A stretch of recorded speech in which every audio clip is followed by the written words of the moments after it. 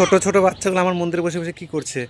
এই তোরা কি করছিস মন্দিরে বসে বসে? মিষ্টি আমরা এখানে বসে আছি, ওদের ভালো লাগছে। বসে আছি। এই কি করছিস তোমরা মন্দিরে? এখানে মন্দিরে গেট খুলে দিয়ে, হ্যাঁ ভালো লাগছে এখানে? এই যে টাইসটা ঠান্ডা আছে যার জন্য ভালো লাগছে না? হ্যাঁ। মন্দিরে বসে নয়, চলো বাইরে চলো। মন্দিরে খেলা নয়, বাইরের দিকে বসতে হবে, খেলতে হবে। মন্দিরে বসে খেলতে হয় না। স্নান করছো তোমরা? তোমরা স্নান করনি আর মন্দিরে ঢুকে গেছো?